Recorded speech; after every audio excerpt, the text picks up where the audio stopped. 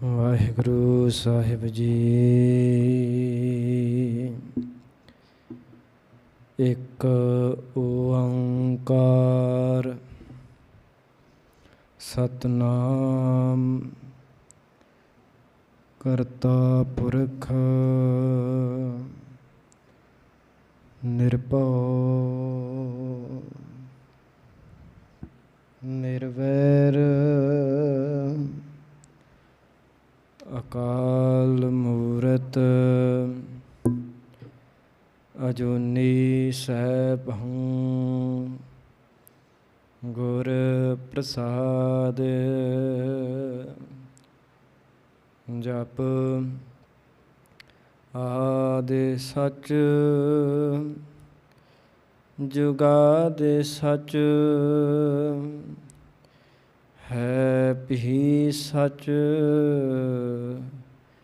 ਨਾਨਕ ਹੋਸੀ ਭੀ ਸਚ। ਜੁਗ ਜੁਗ ਅਟਲ ਚਵਰ ਛਤਰ ਤਖਤ ਦੇ ਮਾਲਕ ਧੰਨ ਧੰਨ ਸਾਹਿਬ ਸ੍ਰੀ ਗੁਰੂ ਗ੍ਰੰਥ ਸਾਹਿਬ ਮਹਾਰਾਜ ਜੀ ਦੀ ਅਪਾਰ ਬਖਸ਼ਿਸ਼ ਦੇ ਸਦਕਾ ਜੋ ਧੰਨ ਧੰਨ ਸਾਹਿਬ ਸ੍ਰੀ ਗੁਰੂ ਗ੍ਰੰਥ ਸਾਹਿਬ ਮਹਾਰਾਜ ਜੀ ਦੀ ਪਾਵਨ ਗੁਰਬਾਣੀ ਦੀ ਲੜੀਵਾਰ ਵਿਚਾਰ ਚੱਲ ਰਹੀ ਹੈ। ਸੰਗਤ ਰੂਪ ਦੇ ਵਿੱਚ ਆਪਾਂ ਸਾਰੇ ਸਤਿਗੁਰਾਂ ਦੇ ਚਰਨਾਂ ਦਾ ਓਟ ਆਸਰਾ ਲੈ ਰਹੇ ਹਾਂ। ਇਹ ਗੱਲ ਭਲੀ ਭਾਂਤ ਜਾਣਦੇ ਹਾਂ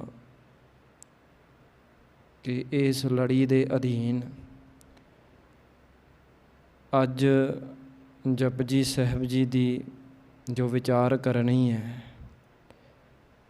ਅੱਜ ਜਪਜੀ ਸਾਹਿਬ ਜੀ ਦੀ ਬਾਣੀ ਦੀ ਜੋ ਵਿਚਾਰ ਹੈ ਸੰਪੰਨ ਹੋਵੇਗੀ, ਕਿਉਂਕਿ ਇੱਕ 38ਵੀਂ ਪੌੜੀ ਦੀ ਵਿਚਾਰ ਔਰ ਇੱਕ ਸ਼ਲੋਕ, ਇਹ ਵਿਚਾਰ ਜੋ ਆਪਾਂ ਕਰਨੀ ਹੈ। ਤੋ ਜਿੰਨੇ ਵੀ ਆਪਾਂ ਸਰੀਰ ਜੁੜੇ ਹਾਂ ਸਤ ਸੰਗਤ,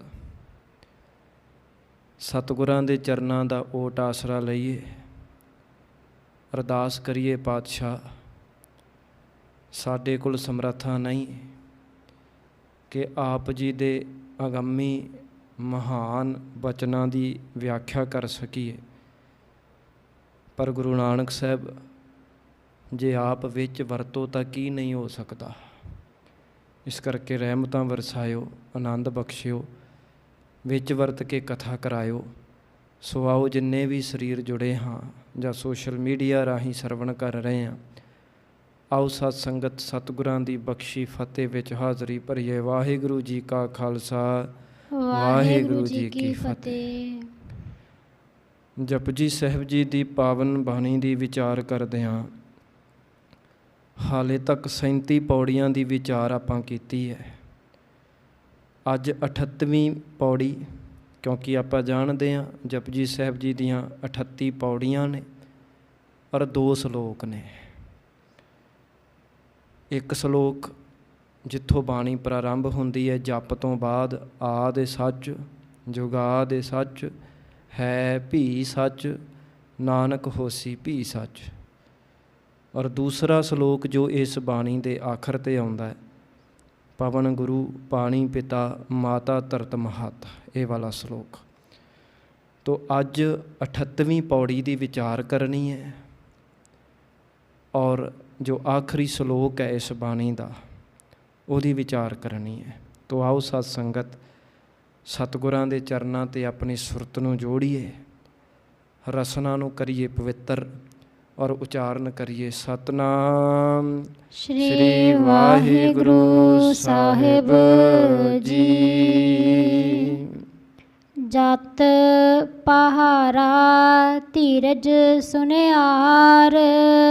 ਜਪਜੀ ਸਾਹਿਬ ਜੀ ਦੀ ਪਾਵਨ ਬਾਣੀ ਦੇ ਅੰਦਰ ਸਤਿਗੁਰੂ ਜੀ ਨੇ ਬਹੁਤ ਮਹਾਨ ਉਪਦੇਸ਼ ਦਿੱਤਾ ਹੈ ਔਰ ਜੋ ਉਪਦੇਸ਼ ਜਪਜੀ ਸਾਹਿਬ ਜੀ ਦੀ ਬਾਣੀ ਵਿੱਚ ਦਿੱਤਾ ਹੈ, ਇਹ ਵਾਲੀ ਪੌੜੀ 38ਵੀਂ ਪੌੜੀ ਇਉਂ ਜਾਪਦਾ ਵੀ ਸਾਰਾ ਤੱਤ ਸਾਰ ਹੈ। ਕਿਉਂਕਿ ਜੀਵਨ ਦੇ ਵਿੱਚ ਸਾਡਾ ਮਕਸਦ ਕੀ ਹੈ? ਵਾਹਿਗੁਰੂ ਜੀ ਦੀ ਪ੍ਰਾਪਤੀ, ਵਾਹਿਗੁਰੂ ਜੀ ਵਿੱਚ ਅਭੇਦ ਹੋਣਾ। ਕਿਵੇਂ ਹੋ ਸਕਦੇ ਹਾਂ ਜੇ ਸਾਡਾ ਜੀਵਨ ਜਿਹੜਾ ਹੈ ਉਹ ਸੋਹਣਾ ਬਣੇਗਾ, ਸੋਹਣਾ ਘੜਿਆ ਜਾਵੇਗਾ। ਹੁਣ ਜੀਵਨ ਕਿਵੇਂ ਘੜਨਾ ਹੈ?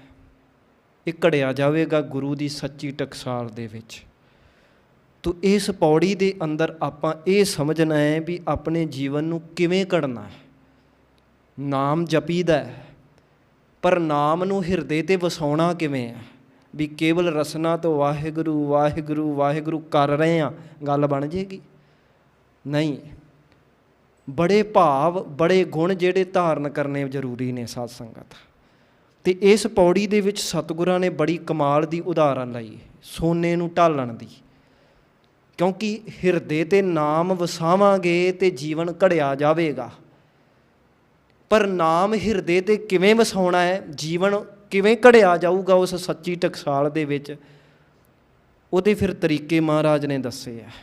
ਪਰ ਉਦਾਹਰਨ ਲਈ ਇੱਕ ਬਾਕਮਾਲ, ਆਪ ਇਹ ਗੱਲ ਜਾਣਦੇ ਹੋ ਵੀ ਸੋਨਾ ਜਿਹੜਾ ਇਹ ਧਾਤ ਹੈ, ਸੋਨਾ ਧਾਤ ਹੈ ਜਿਹੜੀ, ਇਹ ਮੂਲ ਰੂਪ ਦੇ ਵਿੱਚ ਪਹਿਨਣ ਯੋਗ ਨਹੀਂ ਹੁੰਦੀ।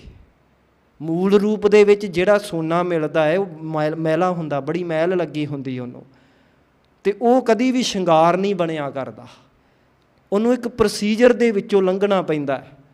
ਮੂਲ ਰੂਪ ਦੇ ਵਿੱਚ ਸੋਨਾ ਜਿਹੜਾ ਉਹ ਮੈਲਾ ਹੁੰਦਾ ਹੈ। ਇਸ ਕਰਕੇ ਸੁਨਿਆਰਾ ਕੀ ਕਰਦਾ ਹੈ ਕਿ ਉਸ ਮੈਲੇ ਹੋਏ ਸੋਨੇ ਦੀ ਧਾਤ ਨੂੰ ਇੱਕ ਪ੍ਰੋਸੀਜਰ ਦੇ ਵਿੱਚੋਂ ਕੱਢਦਾ ਹੈ, ਉਹਨੂੰ ਘੜਦਾ ਹੈ, ਉਹਨੂੰ ਸੋਹਣਾ ਬਣਾਉਂਦਾ ਹੈ, ਅਤੇ ਫਿਰ ਜਾ ਕੇ ਉਹ ਕਿਸੇ ਦਾ ਸ਼ਿੰਗਾਰ ਬਣਦਾ ਹੈ। ਤਾਂ ਉਹਦੀ ਉਦਾਹਰਨ ਲਈ ਵੀ ਇੱਕ ਸੋਨਾ ਕਿਵੇਂ ਘੜਿਆ ਜਾਂਦਾ ਹੈ, ਫਿਰ ਨਾਲ ਸਾਡਾ ਜੀਵਨ ਕਿਵੇਂ ਘੜਿਆ ਜਾਂਦਾ ਹੈ। ਇਹ ਉਦਾਹਰਨ ਲੈ ਕੇ ਸਤਿਗੁਰਾਂ ਨੇ ਸਮਝਾਇਆ ਹੈ। ਹੁਣ ਜਦੋਂ ਇੱਕ ਸੁਨਿਆਰ ਨੇ ਸੋਨਾ ਘੜਨਾ ਹੈ, ਇੱਕ ਤਾਂ ਉਹਨੂੰ ਚਾਹੀਦੀ ਹੈ ਦੁਕਾਨ ਚਾਹੀਦੀ ਆ, ਅੱਡਾ ਚਾਹੀਦਾ ਜਿੱਥੇ ਬੈਠ ਕੇ ਉਹਨੇ ਉਹ ਸਾਰਾ ਕੰਮ ਕਰਨਾ ਹੈ, ਅਤੇ ਸੁਨਿਆਰਾ ਆਪ ਹੋਵੇ, ਕਿਉਂਕਿ ਸੁਨਿਆਰੇ ਨੂੰ ਹੀ ਪਤਾ ਹੈ ਨਾ ਵੀ ਸੋਨਾ ਕਿਵੇਂ ਘੜਨਾ। ਹੋਰ ਘਾਹ ਖੋਦਣ ਵਾਲਾ ਥੋੜ੍ਹਾ ਜਿਹਾ ਕੰਮ ਕਰ ਦੇਵੇਗਾ, ਸੁਨਿਆਰੇ ਨੂੰ ਹੀ ਕਰਨਾ ਪੈਣਾ। ਫਿਰ ਜਿਸ ਦੇ ਉੱਤੇ ਰੱਖ ਕੇ ਉਸ ਸੋਨੇ ਨੂੰ ਕੁੱਟਣਾ ਹੈ, ਸੱਟ ਮਾਰਨੀ ਹੈ, ਉਹ ਅਹਿਰਣ ਚਾਹੀਦੀ ਹੈ, ਅਤੇ ਸੱਟ ਮਾਰਨ ਵਾਸਤੇ ਉੱਤੇ ਹਥੌੜਾ ਚਾਹੀਦਾ। ਅੱਗ ਦੀ ਲੋੜ ਪਵੇਗੀ ਅਤੇ ਅੱਗ ਨੂੰ ਭਖਾਉਣ ਵਾਸਤੇ ਧੌਂਕਣੀ ਜਿਹੜੀ ਹੁੰਦੀ ਹੈ, ਜਿਹਦੇ 'ਚ ਫੂਕ ਮਾਰ ਕੇ ਉਸ ਅੱਗ ਨੂੰ ਭਖਾਇਆ ਜਾਂਦਾ, ਉਹ ਚਾਹੀਦੀ ਹੈ। ਔਰ ਫਿਰ ਕੁਠਾਲੀ ਚਾਹੀਦੀ ਹੈ। ਔਰ ਇਸ ਪ੍ਰਕਾਰ ਜਿਹੜਾ ਹੈ ਉਹ ਸੋਨਾ ਹੈ ਉਹਨੂੰ ਘੜਿਆ ਜਾਂਦਾ ਹੈ। ਇਸੇ ਪ੍ਰਕਾਰ ਮਹਾਰਾਜ ਕਹਿੰਦੇ ਆਓ ਤੁਹਾਨੂੰ ਦੱਸਾਂ ਜੀਵਨ ਕਿਵੇਂ ਘੜਨਾ ਹੈ। ਉਦਾਹਰਨ ਇਹੀ ਲਵਾਂਗੇ। ਮਹਾਰਾਜ ਕਹਿੰਦੇ ਜਤ ਪਾਹਾਰਾ, ਪਾਹਾਰਾ ਪੱਪੇ ਨੂੰ ਕੰਨਾ ਜ਼ਰੂਰ ਲਾਇਆ ਕਰੋ ਪੜ੍ਹਨ ਲੱਗਿਆ। ਪਾਹਾਰਾ ਦਾ ਅਰਥ ਹੈ ਦੁਕਾਨ। ਮਹਾਰਾਜ ਕਹਿੰਦੇ ਵੀ ਜਿਵੇਂ ਸੋਨਾ ਘੜਨ ਵਾਸਤੇ ਦੁਕਾਨ ਦੀ ਜ਼ਰੂਰਤ ਹੈ ਨਾ, ਪਹਿਲੇ ਨੰਬਰ 'ਤੇ ਦੁਕਾਨ ਹੀ ਬਣਾਉਂਦਾ ਨਾ ਸੁਨਿਆਰਾ, ਦੁਕਾਨ ਹੋਵੇ। ਇਸੇ ਪ੍ਰਕਾਰ ਮਹਾਰਾਜ ਕਹਿੰਦੇ ਜੇ ਤੂੰ ਜੀਵਨ ਘੜਨਾ ਹੈ ਤਾਂ ਜਤ ਰੂਪੀ ਦੁਕਾਨ ਹੋਵੇ। ਜਤ ਦਾ ਅਰਥ ਕੇਵਲ ਇਹ ਹੀ ਨਹੀਂ ਵੀ ਆਪਣੇ ਆਪ ਨੂੰ ਕਾਮ ਵਾਸ਼ਨਾ ਤੋਂ ਰੋਕ ਲੈਣਾ, ਵੀ ਕਿਸੇ ਇਸਤਰੀ ਦੇ ਨੇੜੇ ਹੀ ਨਹੀਂ ਜਾਣਾ। ਮਹਾਰਾਜ ਨੇ ਸਾਨੂੰ ਏਕਾ ਨਾਰੀ ਜਤੀ ਬਣਾਇਆ ਕਿ ਆਪਣੀ ਇਸਤਰੀ ਦੇ ਨਾਲ ਨੇਹ ਵਧਾ, ਪਰ ਪਰਾਈ ਇਸਤਰੀ ਦੇ ਸੇਜ 'ਤੇ ਸੁਪਨੇ 'ਚ ਵੀ ਨਹੀਂ ਜਾਣਾ। ਮਹਾਰਾਜ ਨੇ ਸਾਨੂੰ ਇਹ ਸਿਖਾਇਆ। ਅਤੇ ਭਗਤ ਕਬੀਰ ਜੀ ਕਹਿੰਦੇ ਨੇ ਕਿ ਜੇ ਬਿੰਦ ਰੋਕਣਾ ਹੀ ਜਤੀ ਹੋਣਾ ਹੈ, ਫਿਰ ਸਭ ਤੋਂ ਵੱਡੇ ਜਤੀ ਤਾਂ ਖੁਸਰੇ ਹੋਣਗੇ, ਕਿਉਂਕਿ ਉਹਨਾਂ ਦਾ ਬਿੰਦ ਤਾਂ ਨੈਚੁਰਲੀ ਰੁਕਿਆ ਹੋਇਆ।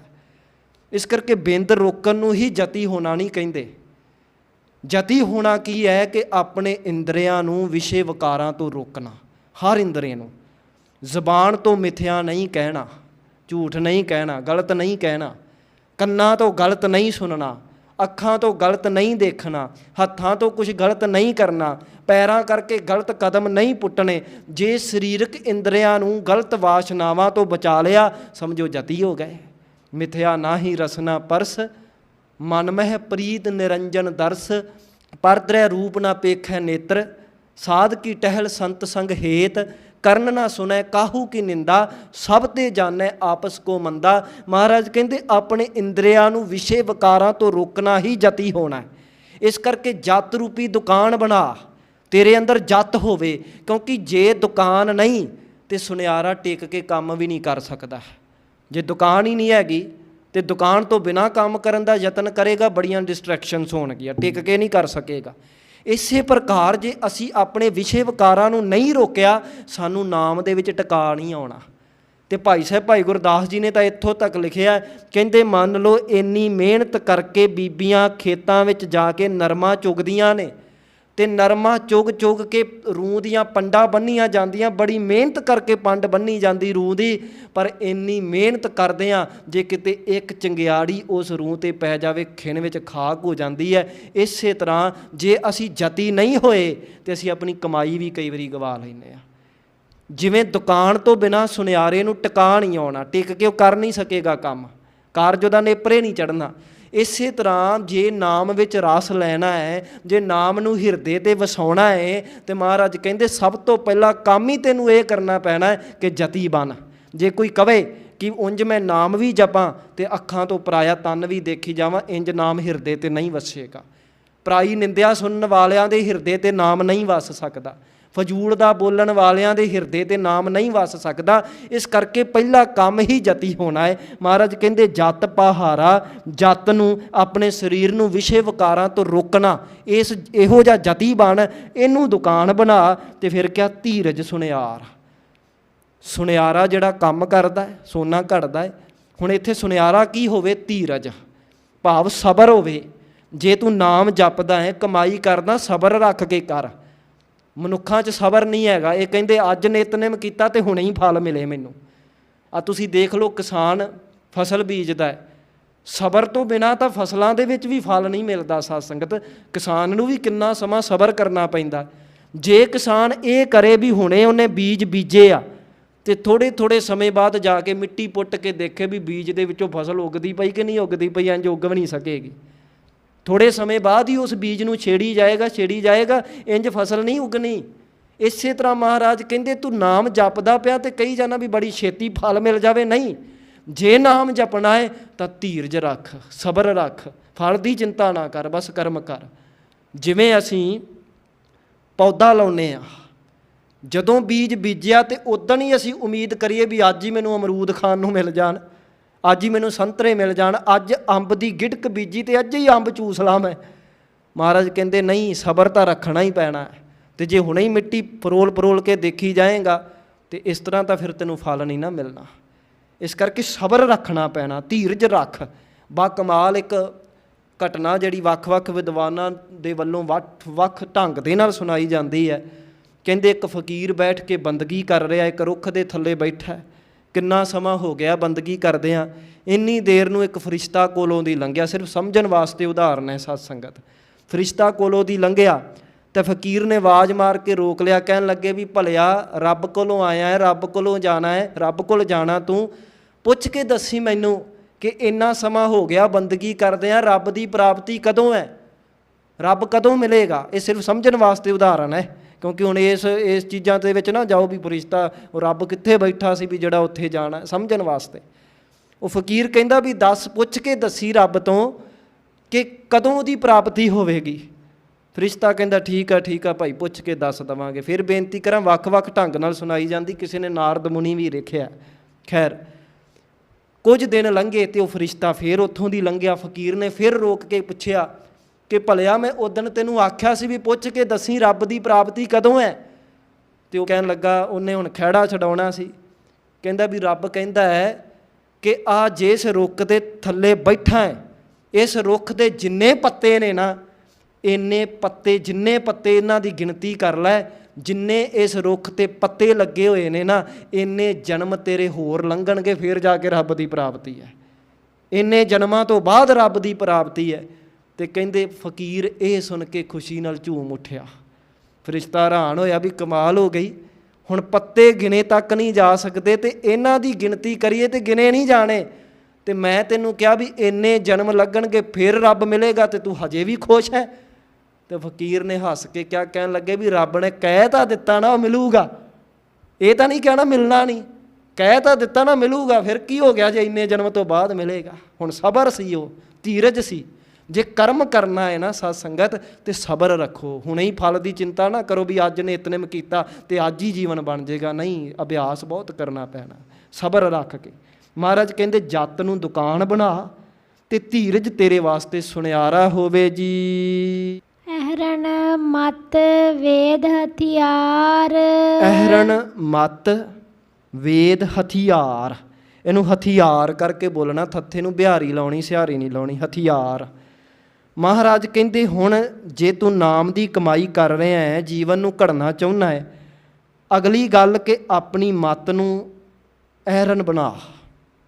ਹੁਣ ਸੁਨਿਆਰੇ ਕੋਲ ਅਹਰਨ ਹੁੰਦੀ ਆ, ਅਤੇ ਅਹਰਨ 'ਤੇ ਉਹ ਕੀ ਕਰਦਾ ਵੀ ਉਹ ਸੋਨੇ ਨੂੰ ਅਹਰਨ 'ਤੇ ਰੱਖ ਕੇ ਫਿਰ ਉੱਪਰ ਹਥੌੜੇ ਦੇ ਨਾਲ ਉਹਨੂੰ ਸੱਟਾਂ ਮਾਰਦਾ, ਉਹਨੂੰ ਸ਼ੇਪ ਦੇਣ ਵਾਸਤੇ।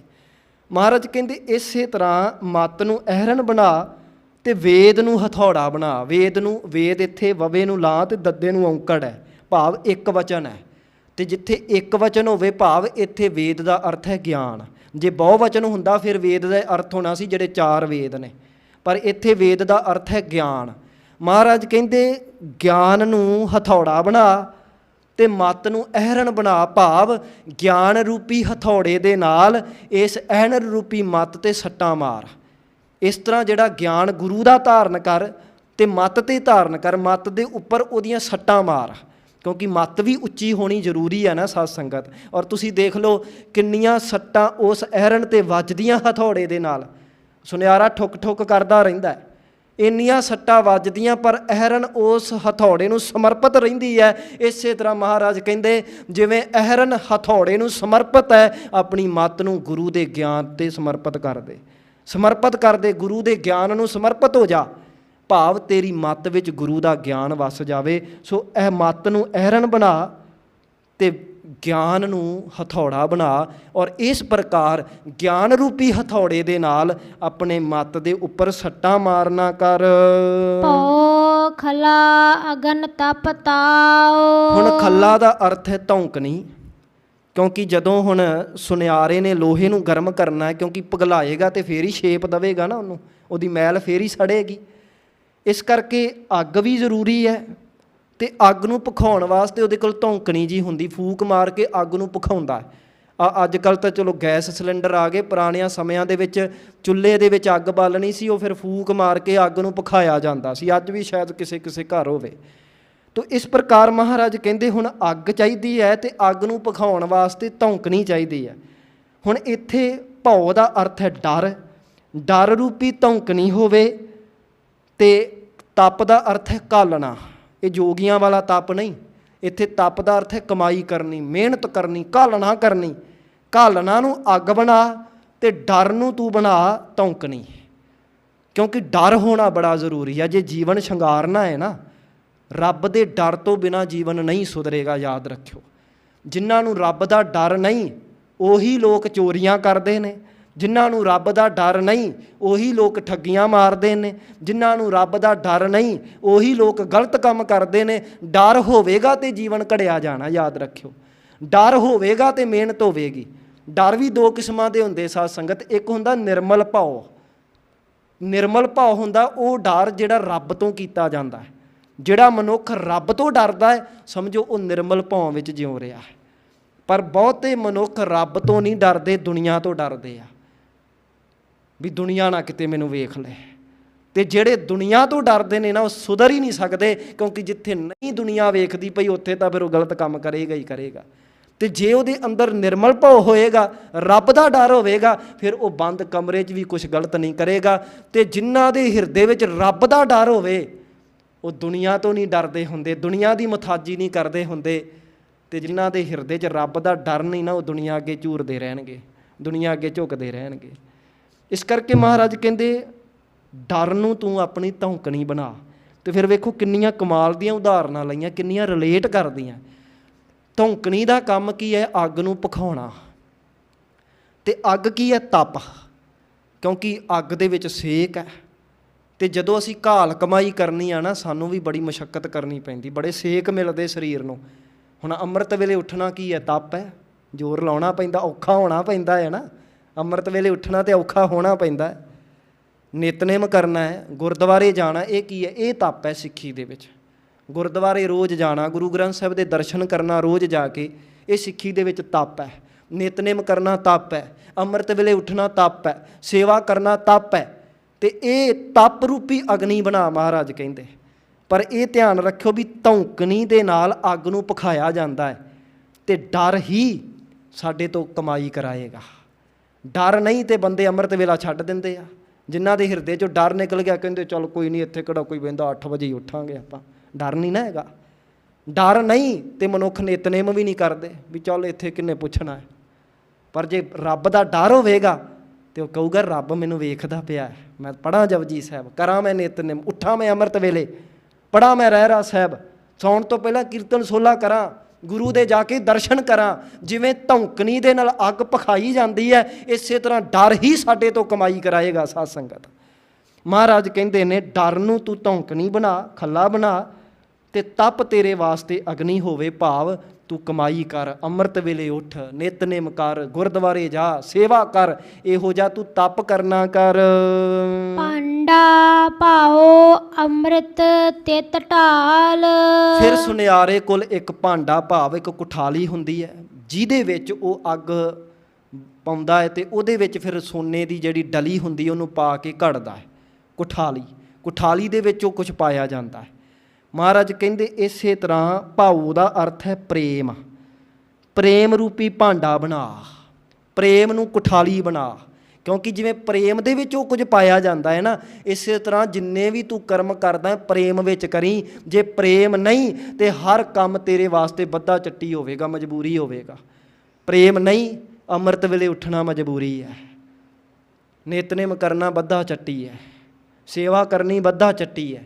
ਪਰ ਜੇ ਪ੍ਰੇਮ ਹੋਵੇਗਾ, ਨਿਤਨੇਮ ਬੰਦਗੀ ਹੈ, ਅੰਮ੍ਰਿਤ ਵੇਲਾ ਬੰਦਗੀ ਹੈ, ਸੇਵਾ ਬੰਦਗੀ ਹੈ, ਗੁਰਦੁਆਰੇ ਜਾਣਾ ਬੰਦਗੀ ਹੈ।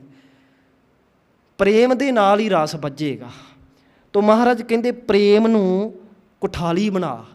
ਔਰ ਸਤਿਗੁਰਾਂ ਨੇ ਤਾਂ ਇੱਥੋਂ ਤੱਕ ਕਿਹਾ, ਜੇ ਪ੍ਰੇਮ ਨਹੀਂ ਤਾਂ ਰੱਬ ਦੀ ਪ੍ਰਾਪਤੀ ਵੀ ਨਹੀਂ। ਸਾਚ ਕਹੋ ਸੁਣ ਲਿਹੋ ਸਭੈ। ਮਹਾਰਾਜ ਨੇ ਇਹ ਨਹੀਂ ਕਿਹਾ ਵੀ ਮੈਂ ਐਵੇਂ ਹੀ ਕਹਿਣਾ ਪਿਆ। ਮਹਾਰਾਜ ਪਹਿਲੀ ਤਾਂ ਗੱਲ ਕਹੀ, ਮੈਂ ਸੱਚ ਕਹਿਣਾ ਪਿਆ। ਇਹ ਕੁਛ ਗਲਤ ਨਹੀਂ ਹੈ, ਸੱਚ ਹੈ। ਇਹ ਬਚਨ ਸਦੀਵੀ ਕਾਲ ਵਿੱਚ ਢੁਕਦੇ ਨੇ। ਦੁਨੀਆ ਮੁੱਕ ਜੇਗੀ ਪਰ ਇਹ ਬਚਨ ਢੁਕਦੇ ਰਹਿਣਗੇ।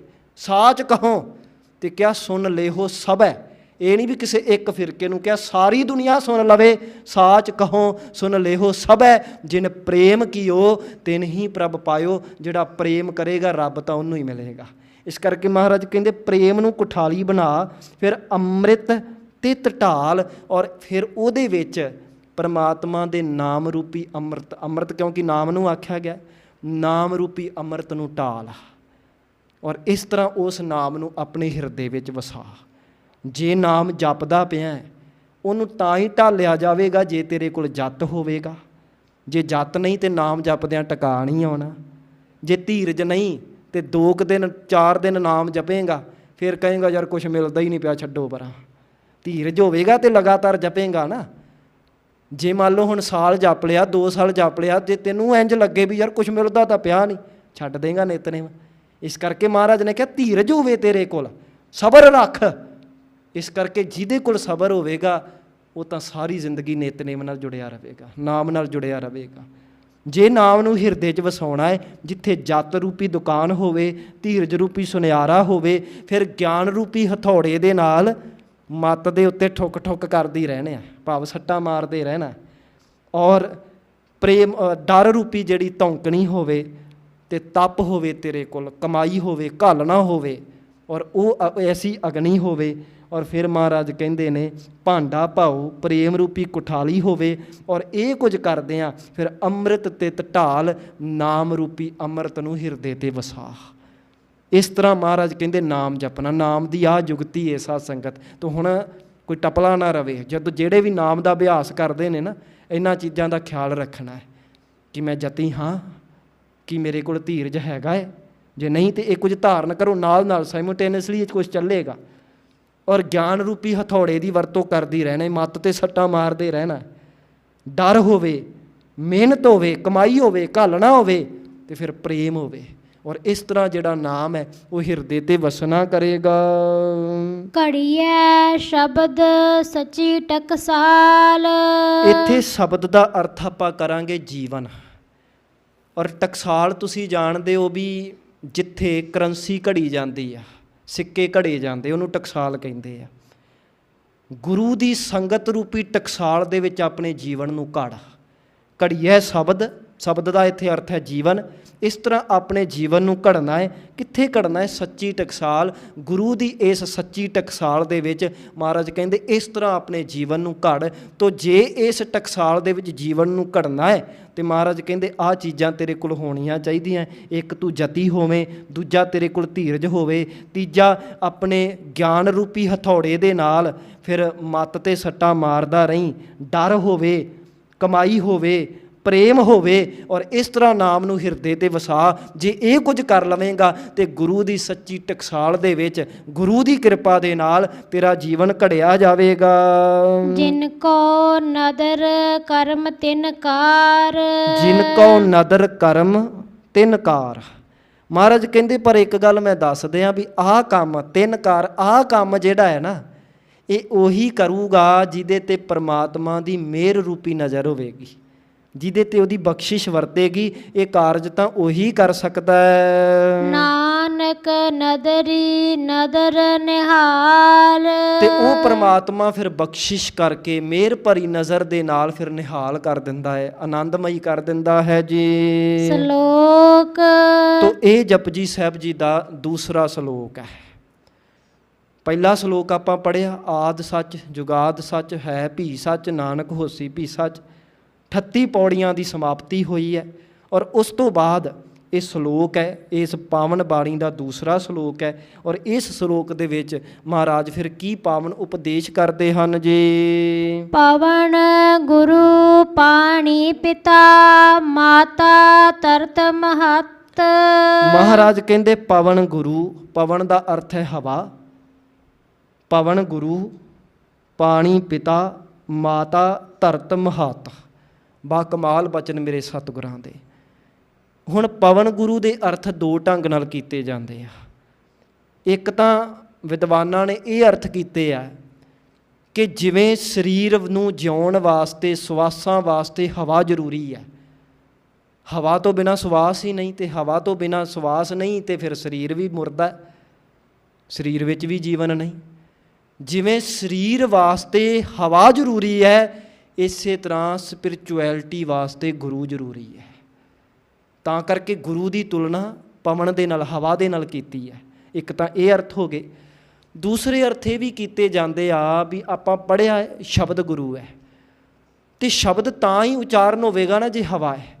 ਹੁਣ ਅਸੀਂ ਜਦੋਂ ਬੋਲਦੇ ਹਾਂ ਇਹ ਸ਼ਬਦ ਕਿਵੇਂ ਨਿਕਲਦਾ ਹੈ? ਹਵਾ ਕਰਕੇ ਨਿਕਲਦਾ ਹੈ। ਸਾਡੀ ਨਾਭੀ ਦੇ ਵਿੱਚੋਂ ਹਵਾ ਆਉਂਦੀ ਹੈ, ਕੰਠ 'ਤੇ ਟਕਰਾਉਂਦੀ ਹੈ, ਅਤੇ ਬੁੱਲਾਂ ਦੀ ਮੂਵਮੈਂਟ ਦੇ ਨਾਲ ਅਸੀਂ ਸ਼ਬਦ ਕੱਢਦੇ ਹਾਂ। ਇਸ ਤਰ੍ਹਾਂ ਬੋਲਿਆ ਜਾਂਦਾ। ਅਤੇ ਹਵਾ ਹੋਵੇਗੀ ਤਾਂ ਕਿਸੇ ਤੱਕ ਸਾਡੀ ਆਵਾਜ਼ ਪਹੁੰਚਣੀ ਹੈ, ਕਿਉਂਕਿ ਮੈਂ ਜੋ ਬੋਲ ਰਿਹਾ ਹੈ, ਇਸ ਜਿਹੜਾ ਸਿਗਨਲ ਹੈ ਇਸ ਆਵਾਜ਼ ਦਾ ਤੁਹਾਡੇ ਕੰਨਾਂ ਤੱਕ ਕਿਉਂ ਪਹੁੰਚ ਰਿਹਾ? ਕਿਉਂਕਿ ਰਾਹ ਦੇ ਵਿੱਚ ਹਵਾ ਹੈ, ਹਵਾ ਮੀਡੀਅਮ ਹੈ, ਅਤੇ ਹਵਾ ਮੀਡੀਅਮ ਰਾਹੀਂ ਹੀ ਤਾਂ ਇਹ ਜਿਹੜਾ ਸਿਗਨਲ ਹੈ ਤੁਹਾਡੇ ਕੰਨਾਂ ਤੱਕ ਪਹੁੰਚਦਾ ਪਿਆ। ਇਸ ਕਰਕੇ ਹਵਾ ਕਰਕੇ ਹੀ ਸ਼ਬਦ ਹੈ। ਤੋ ਮਹਾਰਾਜ ਨੇ ਇੱਥੇ ਇਹ ਕਹਿਣਾ ਚਾਹਿਆ ਕਿ ਭਾਈ ਸ਼ਬਦ ਗੁਰੂ ਹੈ, ਕਿਉਂਕਿ ਹਵਾ ਹੋਏਗੀ ਤੇ ਸ਼ਬਦ ਨਿਕਲੇਗਾ, ਤੇ ਸ਼ਬਦ ਦੇ ਨਾਲ ਹੀ ਤਾਂ ਫਿਰ ਪਰਮਾਤਮਾ ਨਾਲ ਸੰਬੰਧ ਬਣਨਾ ਹੈ, ਤੇ ਜਿਸ ਚੀਜ਼ ਕਰਕੇ ਪਰਮਾਤਮਾ ਨਾਲ ਸੰਬੰਧ ਬਣੇ ਉਹੀ ਗੁਰੂ ਹੈ। ਇੱਕ ਤਾਂ ਇਹ ਵੀ ਅਰਥ ਕੀਤੇ ਜਾਂਦੇ ਆ, ਪਰ ਜ਼ਿਆਦਾਤਰ ਸਟੀਕਸ ਦੇ ਵਿੱਚ ਇਹ ਅਰਥ ਕੀਤੇ ਗਏ ਕਿ ਪਵਨ ਗੁਰੂ, ਜਿਵੇਂ ਸਰੀਰ ਨੂੰ ਜਿਉਣ ਵਾਸਤੇ, ਸਵਾਸਾਂ ਵਾਸਤੇ ਹਵਾ ਜ਼ਰੂਰੀ ਹੈ। ਜਿੱਥੇ ਹਵਾ ਨਹੀਂ ਉੱਥੇ ਸਾਹ ਨਹੀਂ ਚੱਲਣੇ, ਅਤੇ ਉੱਥੇ ਮਨੁੱਖ ਮੁਰਦਾ ਹੋ ਜਾਂਦਾ। ਜਿਵੇਂ ਸਰੀਰ ਵਾਸਤੇ ਹਵਾ ਜ਼ਰੂਰੀ ਹੈ, ਉਸੇ ਤਰ੍ਹਾਂ ਅਧਿਆਤਮਿਕਤਾ ਵਾਸਤੇ, ਆਤਮਿਕ ਜੀਵਨ ਵਾਸਤੇ ਗੁਰੂ ਜ਼ਰੂਰੀ ਹੈ। ਹਵਾ ਖਤਮ, ਸਰੀਰ ਖਤਮ। ਜੇ ਗੁਰੂ ਧਾਰਨ ਨਹੀਂ ਤੇ ਉਹ ਵੀ ਸਪਿਰਚੁਅਲਿਟੀ ਤੌਰ 'ਤੇ ਮੁਰਦੇ ਨੇ। ਜਿਨ੍ਹਾਂ ਨੇ ਗੁਰੂ ਧਾਰਨ ਨਹੀਂ ਕੀਤਾ ਉਹ ਫਿਰ ਨਸ਼ੇੜੀ ਹੋਣਗੇ, ਉਹ ਫਿਰ ਕਾਮੀ ਹੋਣਗੇ, ਉਹ ਫਿਰ ਵਕਾਰੀ ਹੋਣਗੇ। ਤੋ ਜੋ ਵਕਾਰੀ ਹੈ, ਜੋ ਕਾਮੀ ਹੈ, ਜੋ ਨਸ਼ੇੜੀ ਹੈ, ਉਹ ਅਧਿਆਤਮਿਕ ਤੌਰ 'ਤੇ ਮਰਿਆ ਹੋਇਆ। ਇੱਕ ਹੁੰਦਾ ਸਰੀਰ ਕਰਕੇ ਮਰਨਾ, ਇੱਕ ਹੁੰਦਾ ਆਤਮਿਕ ਤੌਰ 'ਤੇ ਮਰਨਾ। ਹਵਾ ਨਹੀਂ ਤੇ ਸਰੀਰ ਕਰਕੇ ਮਰ ਜਾਵੇਂਗਾ, ਗੁਰੂ ਧਾਰਨ ਨਹੀਂ ਕੀਤਾ ਤੇ ਆਤਮਿਕ ਤੌਰ 'ਤੇ ਮਰ ਜਾਵੇਂਗਾ। ਤੋ ਪਵਨ ਗੁਰੂ। ਫਿਰ ਮਹਾਰਾਜ ਨੇ ਕਿਹਾ ਪਾਣੀ ਪਿਤਾ। ਪਾਣੀ ਨੂੰ ਪਿਤਾ ਦੱਸਿਆ, ਕਿਉਂਕਿ ਪਾਣੀ ਕਰਕੇ ਤਾਂ ਜੀਵਨ ਹੈ। ਜਿਵੇਂ ਪਿਤਾ ਤੋਂ ਬਿਨਾਂ ਤੇ ਮਾਤਾ ਤੋਂ ਬਿਨਾਂ ਇੱਕ ਜੀਵ ਦਾ ਜਨਮ ਨਹੀਂ ਹੋ ਸਕਦਾ, ਇਸੇ ਤਰ੍ਹਾਂ ਪਾਣੀ ਤੇ ਧਰਤੀ ਦੇ ਸੁਮੇਲ ਤੋਂ ਬਿਨਾਂ ਵੀ ਕੁਝ ਪੈਦਾ ਨਹੀਂ ਹੋ ਸਕਦਾ। ਇਸ ਕਰਕੇ ਮਹਾਰਾਜ ਨੇ ਪਾਣੀ ਨੂੰ ਪਿਤਾ ਆਖਿਆ, ਤੇ ਮਾਤਾ ਧਰਤ ਮਹੱਤ। ਮਹੱਤ ਦਾ ਅਰਥ ਹੈ ਵੱਡੀ। ਧਰਤੀ ਇੱਕ ਵੱਡੀ ਮਾਂ ਹੈ। ਇੱਕ ਹੁੰਦੀ ਆ ਮਾਂ, ਇੱਕ ਹੈ ਵੱਡੀ ਮਾਂ। ਧਰਤੀ ਵੱਡੀ ਮਾਂ ਹੈ। ਧਰਤੀ ਨੂੰ ਵੱਡੀ ਮਾਂ ਕਿਉਂ ਆਖੇ, ਇਹਦੀ ਵੀ ਵਿਚਾਰ ਕਰਾਂਗੇ। ਪਰ ਪਹਿਲਾਂ ਆਹ ਸਮਝਿਓ ਕਿ ਪਾਣੀ ਪਿਤਾ ਹੈ, ਧਰਤੀ ਮਾਂ ਹੈ। ਜਿਵੇਂ ਆਪਾਂ ਉਦਾਹਰਨ ਲਈਏ ਕਿ ਮਨੁੱਖ ਪਤੀ ਪਤਨੀ ਹੋਣ, ਮਨੁੱਖੀ ਜਾਮੇ ਦੇ ਵਿੱਚ ਇੱਕ ਪਿਤਾ ਤੇ ਇੱਕ ਮਾਤਾ ਹੈ। ਪਿਤਾ ਨਹੀਂ ਤੇ ਮਾਤਾ ਦੀ ਕੁੱਖ ਵੀ ਹੋਵੇ, ਮਾਤਾ ਦੀ ਧਰਤੀ ਹੋਵੇ ਵੀ, ਫਿਰ ਵੀ ਜੀਵ ਨਹੀਂ ਜਨਮ ਲੈ ਸਕਦਾ। ਪਿਤਾ ਦੇ ਪਾਣੀ ਤੋਂ ਬਿਨਾਂ ਮਾਤਾ ਦੇ ਗਰਭ ਦੇ ਵਿੱਚ ਕਿਸੇ ਜੀਵ ਦਾ ਵਾਸਾ ਨਹੀਂ ਹੋ ਸਕਦਾ। ਪਿਤਾ ਦੇ ਪਾਣੀ ਹੋਵੇ ਤੇ ਮਾਤਾ ਦੀ ਧਰਤੀ ਹੋਵੇ, ਫਿਰ ਜੀਵ ਜਨਮ ਲੈਂਦਾ। ਹਾਂ, ਜੇ ਮਾਤਾ ਦੀ ਗਰਭ ਹੀ ਨਹੀਂ, ਮਾਤਾ ਹੀ ਨਹੀਂ, ਤੇ ਇਕੱਲੇ ਪਿਤਾ ਦਾ ਪਾਣੀ ਵੀ ਕੁਝ ਨਹੀਂ ਕਰ ਸਕਦਾ। ਇਸ ਕਰਕੇ ਪਿਤਾ ਦਾ ਹੋਣਾ ਵੀ ਜ਼ਰੂਰੀ ਹੈ, ਮਾਤਾ ਦਾ ਹੋਣਾ ਵੀ ਜ਼ਰੂਰੀ ਹੈ, ਫਿਰ ਬੱਚਾ ਜਨਮ ਲੈਂਦਾ ਹੈ। ਇਸੇ ਤਰ੍ਹਾਂ ਸਾਧ ਸੰਗਤ, ਧਰਤੀ ਤੇ ਪਾਣੀ ਦੇ ਸੁਮੇਲ ਦੇ ਨਾਲ ਹੀ ਫਿਰ ਜੀਵਾਂ ਦੀ ਉਪਜ ਹੈ। ਸੌਖੀ ਜੀ ਉਦਾਹਰਨ ਲਈਏ, ਜੇ ਧਰਤੀ ਨਹੀਂ, ਕੇਵਲ ਪਾਣੀ ਹੈ, ਫਸਲ ਕਿਵੇਂ ਉੱਗੇਗੀ? ਤੇ ਜੇ ਪਾਣੀ ਨਹੀਂ, ਫਿਰ ਧਰਤੀ ਵੀ ਬੰਜਰ ਹੈ, ਤਾਂ ਵੀ ਫਸਲ ਨਹੀਂ ਉੱਗ ਸਕਦੀ। ਜਿੱਥੇ ਪਾਣੀ ਨਹੀਂ, ਉਹ ਧਰਤੀ ਬੰਜਰ ਹੈ, ਉੱਥੇ ਫਸਲ ਨਹੀਂ ਹੋ ਸਕਦੀ। ਇਸ ਕਰਕੇ ਦੋਨਾਂ ਚੀਜ਼ਾਂ ਦਾ ਹੋਣਾ ਜ਼ਰੂਰੀ ਹੈ, ਪਾਣੀ ਵੀ ਤੇ ਧਰਤੀ ਵੀ। ਇਸ ਕਰਕੇ ਮਹਾਰਾਜ ਨੇ ਪਾਣੀ ਨੂੰ ਪਿਤਾ ਆਖਿਆ ਤੇ ਧਰਤੀ ਨੂੰ ਵੱਡੀ ਮਾਂ ਆਖਿਆ। ਹੁਣ ਧਰਤੀ ਨੂੰ ਵੱਡੀ ਮਾਤਾ ਕਿਉਂ ਆਖਿਆ? ਮਨੁੱਖੀ ਮਾਂ ਹੋਵੇ, ਹੋ ਸਕਦਾ ਬੱਚੇ ਨੂੰ ਜਨਮ ਦਿੰਦਿਆਂ ਮਾਂ ਮਰ ਗਈ ਹੈ, ਮਾਂ ਦੀ ਗੋਦੀ ਨਸੀਬ ਨਹੀਂ ਹੋਈ, ਪਰ ਧਰਤੀ ਇਸ ਕਰਕੇ ਵੱਡੀ ਮਾਂ ਹੈ ਕਿਉਂਕਿ ਮਨੁੱਖ ਜਿਹੜਾ ਹੈ ਇਹ ਬਣਦਾ ਵੀ ਮਿੱਟੀ ਤੋਂ ਹੈ। ਪਰ ਦੁਨਿਆਵੀ ਮਾਂ ਮਰ ਵੀ ਜਾਵੇ, ਪਰ ਇਹ ਧਰਤੀ ਮਾਂ ਫਿਰ ਵੀ ਉਹਨੂੰ ਗੋਦ ਵਿੱਚ ਸਾਂਭਦੀ ਹੈ, ਇਸ ਕਰਕੇ ਵੱਡੀ ਮਾਂ ਹੈ।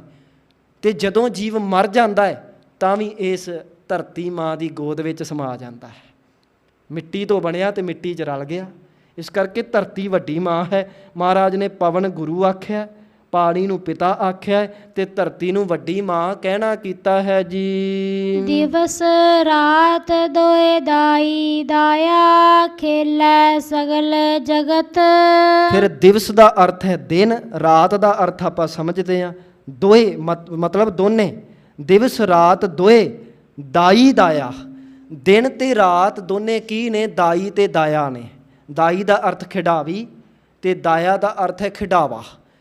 ਹੁਣ ਇੱਕ ਤਾਂ ਹੁੰਦੀ ਆ ਮਾਂ, ਪਰ ਕਈ ਵਾਰੀ ਦਾਈ ਤੇ ਦਾਇਆ ਵੀ ਹੁੰਦੇ ਆ ਨਾ। ਦਾਈ ਦਾ ਕੰਮ ਕੀ ਹੁੰਦਾ ਹੈ? ਬੱਚੇ ਨੂੰ ਕੁਝ ਖਿਲਾ ਪਿਲਾ ਦੇਣਾ ਤੇ ਸਵਾ ਦੇਣਾ। ਤੇ ਦਾਇਆ ਖਿਡਾਵਾ ਕੀ ਕਰਦਾ ਹੈ? ਫਿਰ ਬੱਚੇ ਨੂੰ ਇੱਧਰ ਉੱਧਰ ਟਹਿਲਣ ਲੈ ਜਾਂਦਾ, ਖਿਡਾਉਂਦਾ ਹੈ। ਮਹਾਰਾਜ ਕਹਿੰਦੇ ਇਸੇ ਤਰ੍ਹਾਂ ਦਿਨ ਤੇ ਰਾਤ ਖਿਡਾਵੀ ਤੇ ਖਿਡਾਵਾ ਨੇ, ਤੇ ਸਾਰਾ ਜਗਤ ਦਿਨ ਤੇ ਰਾਤ ਵਿੱਚ ਖੇਡੀ ਜਾ ਰਿਹਾ। ਅਸੀਂ ਖੇਡੀ ਜਾ ਰਹੇ ਹਾਂ। ਖਿਡਾਉਣ ਦਾ ਮਤਲਬ ਕੀ ਆ? ਵੀ ਆਰੇ ਲਾਉਣਾ। ਬੱਚਾ ਰੋ ਰਿਹਾ ਹੋਵੇ ਤੇ ਦਾਇਆ ਕੀ ਕਰਦਾ? ਉਹਨੂੰ ਆਰੇ ਲਾ ਦਿੰਦਾ। ਦਾਈ ਤੇ ਦਾਇਆ ਦਾ ਕੰਮ ਕੀ ਹੈ? ਬੱਚੇ ਨੂੰ ਆਰੇ ਲਾ ਕੇ ਰੱਖਣਾ। ਕਦੀ ਖਿਡਾ ਲਿਆ, ਕਦੀ ਸਵਾ ਲਿਆ, ਕਦੀ ਖਵਾ ਲਿਆ। ਆਹੀ ਤਾਂ ਕੰਮ ਦਾਈ ਤੇ ਦਾਇਆ ਦਾ, ਵੀ ਬੱਚੇ ਨੂੰ ਆਰੇ ਲਾਈ ਰੱਖਣਾ। ਇਸੇ ਤਰ੍ਹਾਂ ਦਿਨ ਤੇ ਰਾਤ ਨੇ ਜੀਵਾਂ ਨੂੰ ਆਰੇ ਲਾਈ ਰੱਖਿਆ। ਆਰੇ ਹੀ ਲਾਇਆ। ਸੁਬਾਹ ਉੱਠਣਾ ਹੈ ਜੀ, ਨਹਾਉਣਾ ਹੈ ਜੀ, ਚਲੋ ਕੋਈ ਬੰਦਗੀ ਕਰਨ ਵਾਲਾ ਹੋਵੇਗਾ ਤੇ ਨਿਤਨੇਮ ਕਰਦੇ ਨੇ, ਨਹੀਂ ਤਾਂ ਜੀ ਕੰਮ 'ਤੇ ਜਾਣਾ ਹੈ। ਹੁਣ ਆ ਗਏ ਹਾਂ ਜੀ, ਥੱਕ ਗਏ ਹਾਂ ਜੀ, ਰੋਟੀ ਖਾਣੀ ਆ ਜੀ, ਸੌਣਾ ਹੈ ਜੀ, ਉਹ ਕੱਲ੍ਹ ਨੂੰ ਫੇਰ ਉੱਠਣਾ ਹੈ ਜੀ। ਹੁਣ ਦਿਨ ਤੇ ਰਾਤ ਵਿੱਚ ਖੇਡੀ ਜਾ ਰਹੇ, ਆਰੇ ਲੱਗੇ ਹੋਏ ਆ। ਅਤੇ ਤੁਸੀਂ ਵੇਖੋ, ਰਾਤ ਦਾਈ ਹੈ। ਦਾਈ ਦਾ ਕੰਮ ਹੁੰਦਾ ਹੈ ਖਵਾਉਣਾ ਅਤੇ ਸਵਾਉਣਾ, ਅਤੇ ਰਾਤ ਜੀਵਾਂ ਨੂੰ ਸਵਾ ਦਿੰਦੀ ਹੈ। ਸਾਰੇ ਜੀਵ ਰਾਤ ਨੂੰ ਸੌਂ ਜਾਂਦੇ ਆ। ਅਤੇ ਭਾਵੇਂ ਤੁਸੀਂ ਵੇਖੋ ਖਿਡਾਵਾ ਜਿੰਨਾ ਮਰਜ਼ੀ ਖਿਡਾਉਂਦਾ ਹੋਵੇ, ਪਰ ਬੱਚੇ ਨੂੰ ਸੋਹਣੀ ਨੀਂਦ ਤਾਂ ਫਿਰ ਦਾਈ ਦੀ ਗੋਦੀ 'ਚ ਹੀ ਆਉਂਦੀ ਆ। ਕਈ ਵਾਰੀ ਕਈ ਜੀਵ ਨਾਈਟ ਸ਼ਿਫਟ ਕਰਦੇ ਹੋਣਗੇ, ਪਰ ਪੁੱਛ ਕੇ ਦੇਖੋ ਉਹਨਾਂ ਨੂੰ, ਜਿਹੜੀ ਨੀਂਦ ਰਾਤ ਨੂੰ ਸੌਂ ਕੇ ਆਉਂਦੀ ਆ, ਉਹ ਨੀਂਦ ਦਿਨੇ ਸੌਂ ਕੇ ਨਹੀਂ ਆਉਂਦੀ। ਉਵੇਂ ਦਾ ਮਜ਼ਾ ਦਿਨੇ ਸੌਂ ਕੇ ਨਹੀਂ ਆਉਂਦਾ। ਇਸ ਕਰਕੇ ਰਾਤ ਕੀ ਹੈ? ਦਾਈ ਹੈ, ਇਹ ਜੀਵਾਂ ਨੂੰ ਸਵਾ ਦਿੰਦੀ ਹੈ। ਅਤੇ ਦਿਨ ਕੀ ਕਰਦਾ ਹੈ? ਦਾਇਆ ਹੈ, ਇਹ ਖਿਡਾਉਂਦਾ ਹੈ। ਮਨੁੱਖ ਕੰਮ ਧੰਦਿਆਂ ਦੇ ਆਰੇ ਲੱਗਾ ਰਹਿੰਦਾ ਹੈ। ਇਸ ਤਰ੍ਹਾਂ ਮਹਾਰਾਜ ਕਹਿੰਦੇ ਦਿਵਸ ਰਾਤ ਦੋਏ ਦਾਈ ਦਾਇਆ, ਖੇਲੇ ਸਗਲ ਜਗਤ। ਸਾਰਾ ਜਗਤ ਇਸ ਦਿਨ ਤੇ ਰਾਤ ਵਿੱਚ ਆਰੇ ਲੱਗਾ ਹੋਇਆ, ਖੇਡੀ ਜਾ ਰਿਹਾ ਹੈ ਜੀ। ਚੰਗਿਆਈਆ ਬੁਰਿਆਈਆ, ਵਾਚੈ ਧਰਮ ਹਦੂਰ। ਪਰ ਮਹਾਰਾਜ ਨੇ ਆ ਇੱਕ ਗੱਲ ਸਮਝਾ ਦਿੱਤੀ, ਕਹਿੰਦੇ ਹੇ ਜੀਵ, ਤੂੰ ਆਰੇ ਤਾਂ ਲੱਗਾ ਹੋਇਆ, ਪਰ ਜੀਵਨ ਵਿਅਰਥ ਨਾ ਗਵਾਈ। ਵੇਖੀ ਕੁਝ ਬੁਰਾ ਨਾ ਕਰੀ, ਕਿਉਂਕਿ ਚੰਗਿਆਈਆ ਬੁਰਿਆਈਆ ਵਾਚੈ ਧਰਮ ਹਦੂਰ। ਤੇਰੇ ਚੰਗੇ ਕੰਮ ਤੇ ਮਾੜੇ ਕੰਮ ਰੱਬ ਦੀ ਹਜ਼ੂਰੀ ਵਿੱਚ ਧਰਮ ਰਾਜ ਵਾਚਦਾ ਪਿਆ ਹੈ। ਆ ਚਿੱਠੀ ਪੜ੍ਹਦੇ ਹੋਈਏ ਤੇ ਕਈ ਵਾਰੀ ਕਹਿ ਦਿੰਦੇ ਆ ਨਾ, ਮੈਂ ਚਿੱਠੀ ਵਾਚਦਾ ਪਿਆ। ਤੋ ਧਰਮਰਾਜ ਵੀ ਸਾਡੇ ਚੰਗੇ ਤੇ ਮਾੜੇ ਕਰਮ ਵਾਚਦਾ ਹੈ, ਪੜ੍ਹਦਾ ਹੈ, ਵਿਚਾਰ ਕਰਦਾ ਉਹਦੀ ਵੀ ਕਿੰਨੇ ਇਹਦੇ ਚੰਗੇ ਕੰਮ ਹੈ ਤੇ ਕਿੰਨੇ ਮਾੜੇ ਕੰਮ ਹੈ।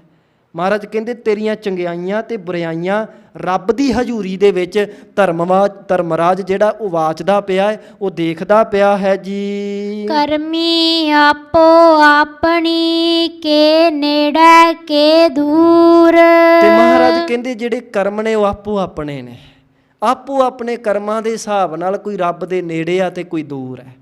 ਵੇਖੋ ਕਿੱਡਾ ਵੱਡਾ ਇਨਸਾਫ ਹੈ ਮੇਰੇ ਵਾਹਿਗੁਰੂ ਦਾ।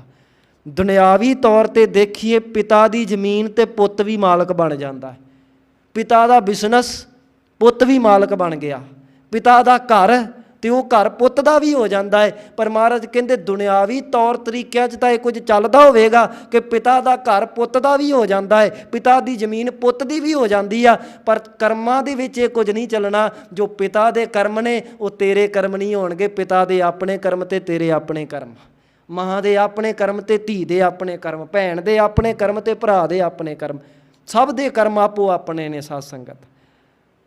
ਕਿਉਂਕਿ ਇਸੇ ਕਰਕੇ ਸਮਝਾਇਆ ਜਾਂਦਾ ਹੈ ਕਿ ਸਭ ਦੇ ਆਪੋ ਆਪਣੇ ਕਰਮ ਨੇ। ਇਸ ਕਰਕੇ ਪਿਤਾ ਨੂੰ ਦੇਖ ਕੇ ਪੁੱਤ ਨੂੰ ਜੱਜ ਨਾ ਕਰੋ, ਪੁੱਤ ਨੂੰ ਦੇਖ ਕੇ ਪਿਤਾ ਨੂੰ ਜੱਜ ਨਾ ਕਰੋ। ਕਈ ਵਾਰੀ ਵੇਖਣ 'ਚ ਮਿਲਿਆ ਪਿਤਾ ਦਾ ਜੀਵਨ ਬਹੁਤ ਉੱਚਾ ਹੈ, ਬਹੁਤ ਉੱਚਾ ਹੈ, ਪਰ ਪੁੱਤ ਸਿਰੇ ਦਾ ਗਰਕਿਆ ਹੋਇਆ, ਸਿਰੇ ਦਾ ਗਰਕਿਆ ਹੋਇਆ। ਕਈ ਵਾਰੀ ਇੰਜ ਵੀ ਦੇਖਣ ਨੂੰ ਮਿਲਦਾ ਹੈ ਪੁੱਤ ਦਾ ਜੀਵਨ ਬਹੁਤ ਉੱਚਾ ਹੈ, ਬਹੁਤ ਉੱਚਾ ਹੈ, ਤੇ ਪਿਤਾ ਦਾ ਜੀਵਨ ਗਰਕਿਆ ਹੋਇਆ। ਧੀ ਦਾ ਜੀਵਨ ਬਹੁਤ ਉੱਚਾ ਹੈ, ਕਈ ਵਾਰੀ ਮਾਂ ਦਾ ਜੀਵਨ ਗਰਕਿਆ ਹੁੰਦਾ ਹੈ, ਕਈ ਵਾਰੀ ਮਾਂ ਦਾ ਜੀਵਨ ਬਹੁਤ ਉੱਚਾ ਹੈ, ਧੀ ਦਾ ਜੀਵਨ ਗਰਕਿਆ ਹੁੰਦਾ ਹੈ। ਕਰਮੀ ਆਪੋ ਆਪਣੀ। ਹੁਣ ਤੁਸੀਂ ਦੇਖੋ ਨਾ, ਹਰਨਾਖਸ ਸਿਰੇ ਦਾ ਰਾਖਸ਼ ਹੈ, ਪ੍ਰਹਿਲਾਦ ਸਿਰੇ ਦਾ ਭਗਤ ਹੈ। ਕਰਮੀ ਆਪੋ ਆਪਣੀ ਨਾ। ਮਹਾਰਾਜ ਕਹਿੰਦੇ ਕਰਮ ਆਪੋ ਆਪਣੇ ਨੇ ਤੇ ਆਪੋ ਆਪਣੇ ਕਰਮਾਂ ਦੇ ਹਿਸਾਬ ਦੇ ਨਾਲ ਕੋਈ ਰੱਬ ਦੇ ਨੇੜੇ ਹੁੰਦਾ ਹੈ ਤੇ ਕੋਈ ਦੂਰ ਹੁੰਦਾ ਹੈ ਜੀ। ਜਿਨੀ ਨਾਮ ਧਿਆਇਆ ਗਏ ਮਸਕਤ ਕਾਲ। ਜਿਨੀ ਨਾਮ ਧਿਆਇਆ, ਇਹਨੂੰ ਜਿੰਨੀ ਕੱਸ ਕੇ ਨਹੀਂ ਬੋਲਣਾ ਕਿਉਂਕਿ ਫਿਰ ਇਹ ਜਿਹੜਾ ਜਿੰਨ ਹੁੰਦਾ ਹੈ ਨਾ ਉਹਦੇ ਵੱਲ ਜਿਹੜੇ ਧਿਆਨ ਚਲਾ ਜਾਵੇਗਾ। ਜਿਨੀ ਨਾਮ ਧਿਆਇਆ, ਜਿਸ ਨੇ ਨਾਮ ਨੂੰ ਧਿਆਇਆ, ਗਏ ਮਸਕਤ ਕਾਲ। ਮਸਕਤ ਦਾ ਅਰਥ ਹੈ ਮਸ਼ੱਕਤ, ਮਿਹਨਤ। ਗਏ ਮਸਕਤ ਕਾਲ, ਜਿਨ੍ਹਾਂ ਨੇ ਨਾਮ ਨੂੰ ਧਿਆਇਆ ਉਹ ਆਪਣੀ ਕਮਾਈ ਸਫਲ ਕਰ ਗਏ, ਉਹਨਾਂ ਦੀ ਮਿਹਨਤ ਸਫਲੀ ਹੋ ਜਾਂਦੀ ਹੈ। ਇਸ ਕਰਕੇ ਧਿਆਉਣਾ ਕਰੀਏ। ਤੋ ਮਹਾਰਾਜ ਕਹਿੰਦੇ ਜਿਨੀ ਨਾਮ ਧਿਆਇਆ, ਜਿਨ੍ਹਾਂ ਨੇ ਵਾਹਿਗੁਰੂ ਜੀ ਦੇ ਨਾਮ ਨੂੰ ਧਿਆਉਣਾ ਕੀਤਾ, ਗਏ ਮਸਕਤ ਕਾਲ, ਉਹਨਾਂ ਦੀ ਮਿਹਨਤ ਜੋ ਹੈ ਉਹ ਸਫਲੀ ਹੋ ਜਾਂਦੀ ਹੈ ਜੀ। ਨਾਨਕ ਤੇ ਮੁਖ ਉਜਲੇ ਕੀਤੀ ਛੁੱਟੀ ਨਾਲ। ਧੰਨ ਗੁਰੂ ਨਾਨਕ ਸਾਹਿਬ ਬਖਸ਼ਿਸ਼ ਕਰਦੇ ਨੇ ਕਿ ਜਿਨ੍ਹਾਂ ਨੇ ਨਾਮ ਧਿਆਇਆ ਉਹ ਕਮਾਈ ਸਫਲੀ ਕਰ ਗਏ ਔਰ ਉਹਨਾਂ ਦੇ ਫਿਰ ਮੁਖ ਉਜਲੇ ਹੁੰਦੇ ਨੇ, ਰੱਬ ਦੇ ਘਰ ਉਹ ਬੜਾ ਸ਼ੋਭਦੇ ਨੇ, ਉਹਨਾਂ ਨੂੰ ਸਲਾਹਿਆ ਜਾਂਦਾ ਹੈ, ਉਹਨਾਂ ਨੂੰ ਸਤਿਕਾਰਿਆ ਜਾਂਦਾ ਹੈ, ਪ੍ਰਵਾਨ ਕਰ ਲਿਆ ਜਾਂਦਾ ਹੈ। ਤੇ ਉਹ ਕੇਵਲ ਆਪ ਹੀ ਉਜਲੇ ਮੁਖ ਵਾਲੇ ਨਹੀਂ ਹੁੰਦੇ। ਕੀ ਹੁੰਦਾ ਹੈ? ਕੇਤੀ।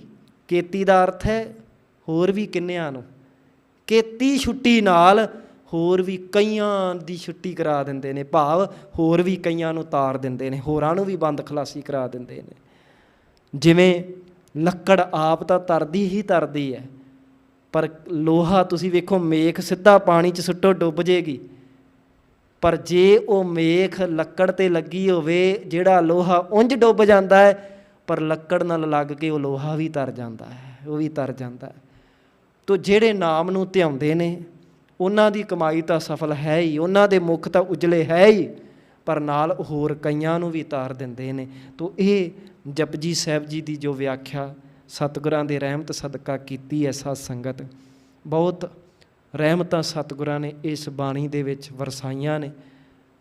ਬਿਲਕੁਲ ਸੰਖੇਪ ਰੂਪ ਦੇ ਵਿੱਚ ਇੱਕ ਕਥਾ ਕੀਤੀ ਹੈ, ਪਰ ਇਹ ਯਾਦ ਰੱਖਿਓ ਕਿ ਇਹਦੇ ਅਰਥ ਕੀ ਨੇ ਇਹ ਤਾਂ ਗੁਰੂ ਨਾਨਕ ਹੀ ਜਾਣੇ। ਇਸ ਕਰਕੇ ਦਾਸ ਤੋਂ ਵਿਚਾਰ ਕਰਦੇ ਹਾਂ, ਬੇਅੰਤ ਭੁੱਲਾਂ ਹੋਈਆਂ ਨੇ, ਸਤਿਗੁਰੂ ਬਖਸ਼ਿੰਦ ਹਨ, ਬਖਸ਼ ਲੈਣ ਜੀ। ਅਸੀਂ ਵੀ ਇਸ ਜਪਜੀ ਸਾਹਿਬ ਦੇ ਪਾਵਨ ਉਪਦੇਸ਼ ਨੂੰ ਆਪਣੇ ਜੀਵਨ 'ਤੇ ਧਾਰਨ ਕਰੀਏ ਅਤੇ ਯਤਨ ਕਰੋ ਨਿਤਨੇਮ ਤੋਂ ਇਲਾਵਾ ਇਸ ਬਾਣੀ ਦਾ ਹੋਰ ਜਿੰਨਾ ਜਾਪ ਹੋ ਸਕਦਾ ਹੈ ਕਰੋ, ਕਿਉਂਕਿ ਜਪਜੀ ਸਾਹਿਬ ਪੜ੍ਹਨਾ ਪੂਰੇ ਗੁਰੂ ਗ੍ਰੰਥ ਸਾਹਿਬ ਜੀ ਦੇ ਪਾਠ ਕਰਨ ਦੇ ਹੀ ਬਰਾਬਰ ਹੈ, ਕਿਉਂਕਿ ਸਾਰਾ ਤੱਤ ਭਾਵ ਜੋ ਹੈ ਉਹ ਜਪਜੀ ਸਾਹਿਬ ਦੇ ਅੰਦਰ ਲੁਕਿਆ ਹੋਇਆ। ਉਹਨੂੰ ਅਸੀਂ ਖੋਜਣਾ ਹੈ, ਬੁੱਝਣਾ ਹੈ ਔਰ ਆਪਣੇ ਜੀਵਨ 'ਤੇ ਧਾਰਨ ਕਰਨਾ ਹੈ। ਸਤਿਗੁਰੂ ਰਹਿਮਤਾਂ ਵਰਸਾਉਣ। ਜਪਜੀ ਸਾਹਿਬ ਜੀ ਦੀ ਪਾਵਨ ਬਾਣੀ ਦਾ ਜੋ ਉਪਦੇਸ਼ ਹੈ ਸਾਨੂੰ ਜੀਵਨ 'ਤੇ ਧਾਰਨ ਕਰਨਾ ਆ ਜਾਵੇ, ਰਸ ਬਣ ਜਾਵੇ, ਅਸੀਂ ਵੀ ਆਪਣੇ ਜੀਵਨ ਨੂੰ ਸਫਲ ਕਰ ਲਈਏ, ਸਾਡੀ ਵੀ ਕਮਾਈ ਸਫਲ ਹੋ ਜਾਵੇ। ਸਤਿਗੁਰੂ ਰਹਿਮਤ ਕਰਨ। ਬੇਅੰਤ ਪ੍ਰਕਾਰ ਦੀਆਂ ਭੁੱਲਾਂ ਹੋਈਆਂ ਸਤਿਗੁਰੂ ਬਖਸ਼ਿੰਦ ਹਨ, ਬਖਸ਼ ਲੈਣ ਜੀ। ਆਓ ਇਸ ਬਾਣੀ ਦੀਆਂ ਆਖਰੀ 2 ਤੁਕਾਂ ਪੜ੍ਹ ਕੇ ਫਿਰ ਫਤਿਹ ਬੁਲਾਉਣਾ ਕਰੀਏ ਜੀ। ਜਿਨੀ ਨਾਮ ਧਿਆਇਆ ਗਏ ਮਸਕਤ ਕਾਲ, ਨਾਨਕ ਤੇ ਮੁਖ ਉਜਲੇ ਕੇਤੀ ਛੁੱਟੀ ਨਾਲ। ਵਾਹਿਗੁਰੂ ਜੀ ਕਾ ਖਾਲਸਾ, ਵਾਹਿਗੁਰੂ ਜੀ ਕੀ ਫਤਿਹ।